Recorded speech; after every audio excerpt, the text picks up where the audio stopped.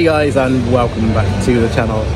We are here in Melbourne. It's been a little while since we did a video, but that's because we've not actually been able to get into a stadium. Now we're here at the MCG, and it is, let me tell you, the most amazing stadium that I've ever been to. Absolutely incredible. It's absolutely amazing. Like, the game's an hour away from kickoff, and I'm already like overwhelmed by how awesome this stadium is. It's absolutely massive. So it holds like 100,000, over 100,000 people, like 104,000 people. It looks a little bit like the London Stadium, the West Ham play at, but just a lot bigger. So we're here for AFL. It's Richmond against Port Adelaide. It's obviously my first AFL game. I don't know much about AFL, but I've watched a few games this week to try and understand what's going on. And then I found that this game is happening tonight. It's actually the same day as the F1 is taking place. The F1 race, looking at the clock, it's 3:02, so the F1 race just started. We've just seen the red arrows, what I presume was the red arrows, just flew overhead before the F1 race. So that's happening right now, so there's loads of people in town for that. And yeah, I basically landed in Melbourne yesterday and didn't really know that it was happening, and then realised and couldn't get a ticket because it was too expensive. There's only the VIP tickets remaining, so instead we've come to the AFL. So this is, I think, where we're heading. The MCG, biggest stadium I've ever been to, or will have ever been to. Over 100,000 people. So we're heading there now. We're on Batman Avenue. I'll put up a photo of that. I'm going to go and do a little tour of the Australian Sports Museum, which is just inside the grounds of the MCG. So one of the interesting things about Melbourne is all the sports stuff is in basically one place. So over there, that's the MCG. That's the Rod Laver Arena where they play the Australian Open, and the load of tennis courts outside. And then there's another stadium in the background, but then further down there's also Albert Park, which is relevant because this weekend happens to be the F1 weekend. So there's a better look at the tennis centre. From the back is the John Cain Arena. There's a Marvel Stadium somewhere around here. I think it's that way, down towards downtown. Yeah, big tennis centre. I think where those helicopters coming from. There's one just there in the middle of the screen, and there's one hovering above the tennis centre in the background. I'm pretty sure that's where Albert Park is for the F1 race. So I actually just happened to be in town while the F1 was on this weekend. I booked tickets to come to Melbourne because my friends are here, and then realised that the F1 was happening. So I looked at tickets and it was really expensive. So instead I decided to try and come to an AFL game at the MCG while I'm here, and I found one tonight. So I'm going to that later, about 4 o'clock kickoff. So that's a 4 o'clock kickoff, Richmond against Port Adelaide. Before then I've got a ticket to go to the National Sports Museum, so we're going to go down to that and have a look around there as well. Staying away from all the F1 fans, there's a lot of them. So this is outside the MCG, about 5 hours before kickoff. It's about 11 in the morning. Kickoff's at 4, and I think the museum needs like 2 hours to get around, so I thought I'd give myself a bit of time and then maybe have a mill around before kickoff. So this is the MCG. So there's lots of statues outside the ground. First one being Dennis Lillee, the Australian bowler, and of course the legend himself, Shane Warne. But it's that kind of place, a place where anything can happen. I remember back in 1991, I was walking through the members with some beers and some pies under each arm with a friend. I walked through and I bumped into Ian McDonald, who was the team manager, and Bob Simpson, who was the coach. I remember bumping into them and they said, mate, just take it easy, you might be playing in Sydney next week. And I did. I made my test debut in Sydney against India, and I got smacked all over the park.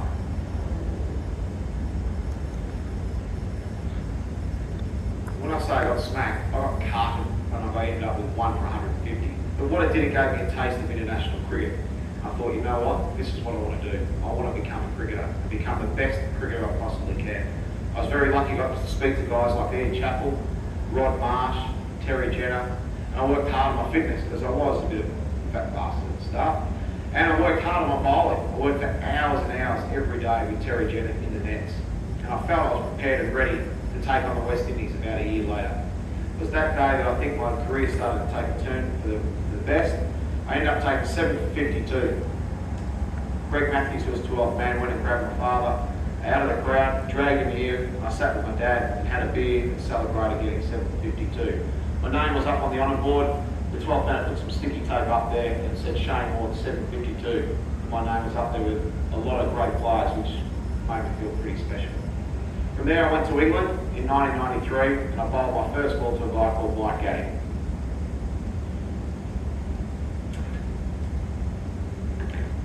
You're always nervous when you're about to bowl your first ball in any match, let alone a test match against England. First ball in Test cricket in England for Shane Ward. He started off with the most beautiful delivery. Gaddy has absolutely no idea what has happened to it. Yep, it was a little bit of arse, complete arse, actually a bit of a fluke. But I believe it was just meant to be. But also I think you make your own luck. Cause she was so amazing, and now my heart is breaking, and I just keep on saying,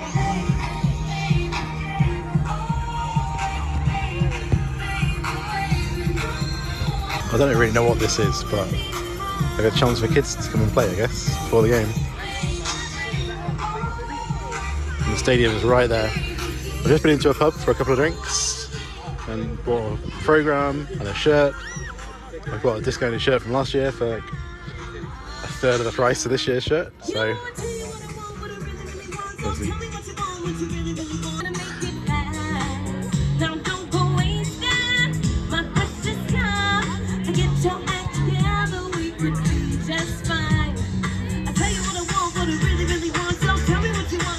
Like having the Spice Girls here.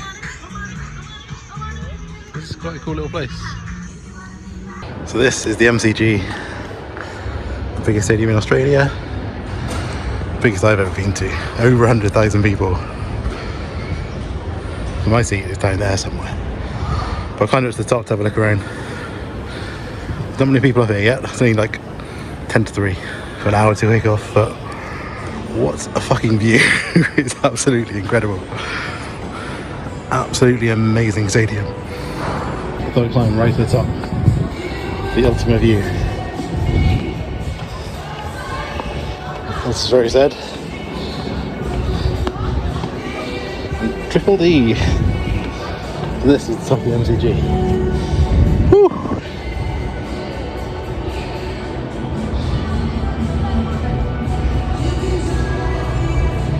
That is incredible.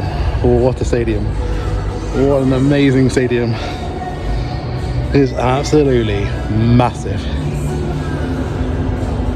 And the pitch, by the way, is absolutely huge as well. So I think that blue line is 50 metres, which tells you how big the actual stadium is, how big the actual pitch is. It's an entire cricket pitch and more. Absolutely mad. It looks like we've ended up bagging a seat next to all the cheer squad, which is fun. Whoever these guys are. I saw these guys congregated outside the stadium on my way in like 3 hours ago. So they've been in for ages. So they're the hardcore. But we've got a really good seat. We're right behind the goal. But look at that. That is absolutely ridiculous. And it's sunny as hell. I don't have any sun cream on, so I'm probably going to burn like a bitch. I'll give you the best thing about AFL as well. You're allowed to bring beer in.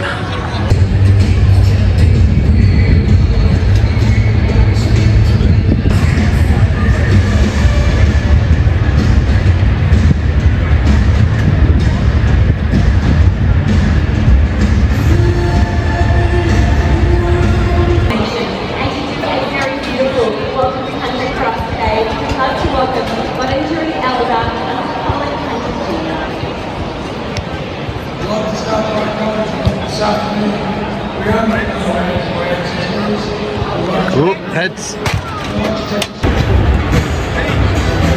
They're just right, the umpires, there's like 10 of them. It's absolutely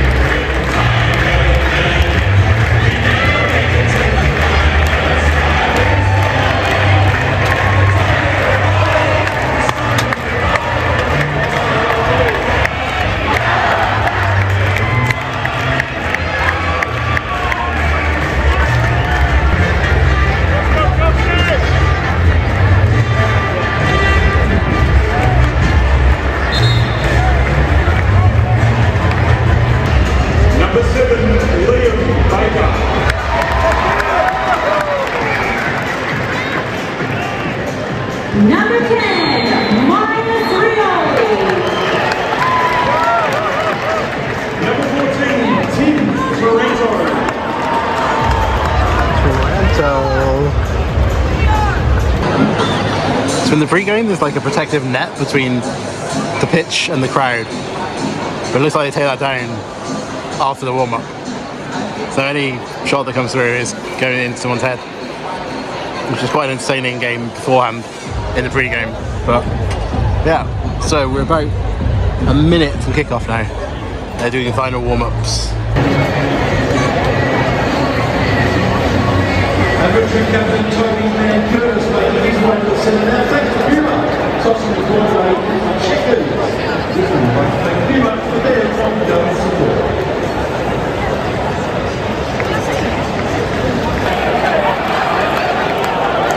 So Richmond scored in about 30 seconds.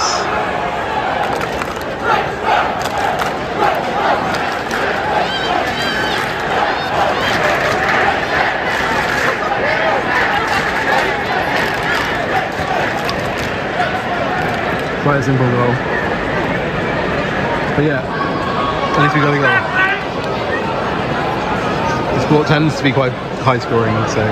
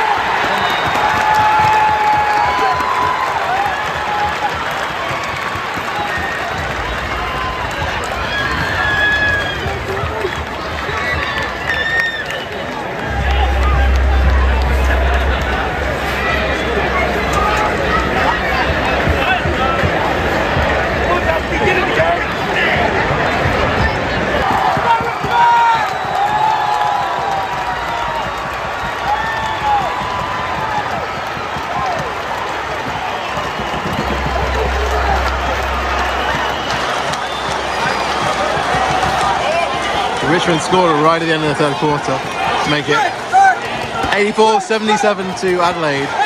Going into the final quarter. Should be a good game.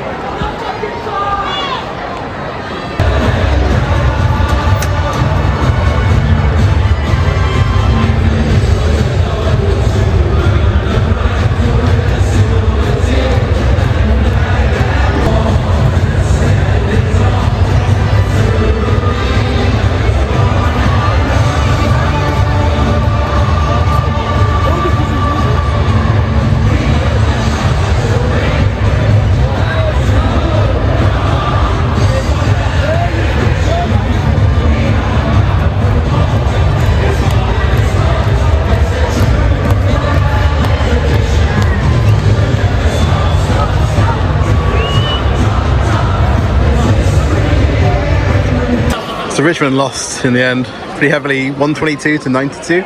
So like a 30-point gap, which is what, 5 goals? But I don't know much about AFL, but I think they got a bit hard done by with the referees. But yeah, I think Port Adelaide were probably the better side, just about. But yeah, some dodgy decisions here and there. But the main thing is this stadium. Coming to a game in this stadium is, with the sunset, phenomenal. Look at that. Absolutely phenomenal. So that's going to do it for today. I'm going to go and walk home. So this has been the MCG and this has been AFL. I hope you enjoyed. Thanks for watching.